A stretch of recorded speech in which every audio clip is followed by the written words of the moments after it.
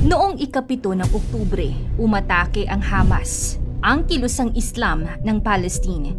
Ito ay isa lamang sa dalawang pangunahing political party sa Palestine.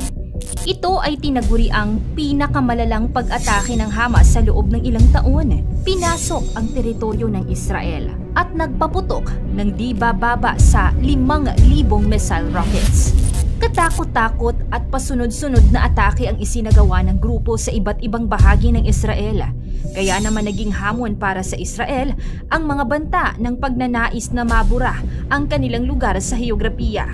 Bunga ng matinding pagnanais na mabawi ng Palestinian, katulong ang malalakas na Arab countries na nakapalibot sa Israel. Kaya naman seryoso talaga ang Israel sa pagpapalakas pa ng kanilang puwersa sa digmaan at pagnanais na makasabay sa mga superpower countries.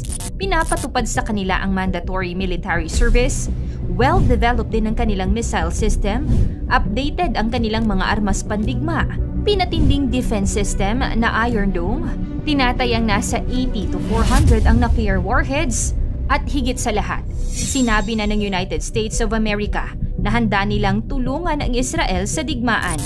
Kaya naman kung ganito ang puwersa ng Israel, ano ang magiging ganti ng Palestine kapag uminit pa ang tensyon? Ano-anong mga bansa kaya ang handa silang tulungan?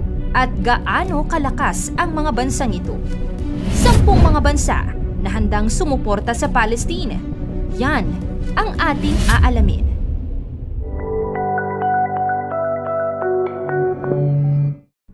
Pang-10, Iran. Bagamat itinanggi ng Iran ang mga paratang sa kanilang pakikilahok sa pagtulong sa Hamas sa pag-organisa ng atake sa Israel, gayunpaman, pinuri ng pinakamataas na otoridad ng bansa na si Ayatollah Ali Khamenei ang kanyang tinatawag na irreparable na militar at intelligence defeat ng Israel. Sa kanyang unang televised speech mula nang nangyari ang pag-atake, sinabi ni Khamenei na hinalikan namin ang mga kamay ng mga taong nagplano ng atake sa rehimong Zionist, ang Jewish Nationalist Movement ng Israel. Bilang tugon sa atake sa Israel, sinabi ni Ibrahim Raisi, ang president ng Iran, na ang kanyang bansa ay sumusuporta sa lehitimong depensa ng bansang Palestinian. Pang-9, Afghanistan. Naglabas ng pahayag ang Afghanistan Ministry of Foreign Affairs tungkol sa engkwentro ng Israel at Hamas. Sinasabi na ang Islamic Emirate of Afghanistan ay sumusuporta sa pagtatag ng kalayaan ng Palestine. Sinasabi rin na ang Palestine ay ang lehitimong legal na karapatan sa makasaysayang lupang sanhi ng hidwaan. Nananawagan rin ang Afghanistan sa mga Islamic groups at mga bansa para sa pagkakaisa at pagsuporta rito. Ipinahayag niya rin ang hindi makataong pagtutol ng supply ng tubig, kuryente at gamot sa Gaza Strip at ang brutal na pagpatay ng Israel sa 704 na sibilyan, kabilang na ang 143 na mga bata at 105 na mga kababaihan. Pang-8, Saudi Arabia.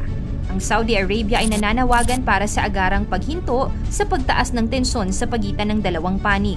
Iminungkahi nito ang pagprotekta sa mga sibilyan at pagpigil sa sigalot.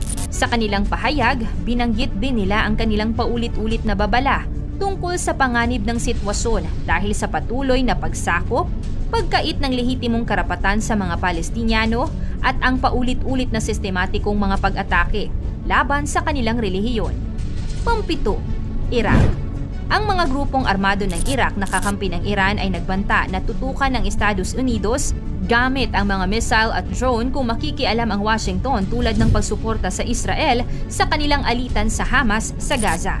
Ang Badr Organization ay binubuo ng malaking bahagi ng Popular Mobilization Forces or PMF ng Iraq, isang estado paramilitar na organisasyon na naglalaman ng maraming grupo na sinusuportahan ng Iran.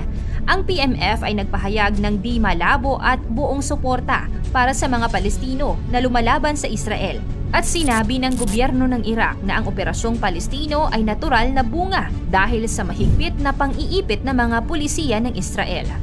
Pang-5, Qatar. Sa isang pahayag, iginiit ng Qatar na ang Israel lamang ang responsable sa patuloy na pagtaas ng tensyon dahil sa patuloy nitong paglabag sa mga karapatang pantao ng mga Palestino. Tulad na lamang ng pinakahuling kaganapan kung saan ay paulit-ulit na pananalakay ng Al-Aqsa Mosque sa ilalim ng pangangalaga ng pulisiya ng Israel. Pang-apat, Lebanon. Ang grupo ng Hezbollah sa Lebanon na suportado ng Iran, isang matinding kalaban ng Israel, ay nagsabi na sila ay direktang nakikipag-ugnayan sa pamunuan ng Palestinian Resistance at inilarawan ang mga pangyayari bilang desisyong tugon sa patuloy na pagsakop ng Israel at isang mensahe sa mga naghahanap ng normalisasyon sa Israel.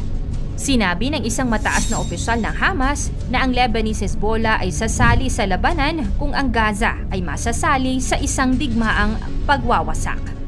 Pangatlo, China. Ang China ay isa sa mga unang bansa na kinilala ang Palestine Liberation Organization na kaugnay ng PA at ang Estado ng Palestine at ang matagal ng matibay na sumusuporta sa makatarungang layunin ng mga Palestinong ibalik ang kanilang lehitimong pambansang karapatan. Unang kinilala ng China ang Palestine noong 1988. Isinusulong din ng China ang silanganing Jerusalem bilang kabisera ng Palestina, pagtaas ng tulong pangkabuhayan ng mga Palestino at ang pagsasagawa ng isang pandaigdigang ugnayan upang muling simulan ang usapang pangkapayapaan. Pangalawa, Turkey.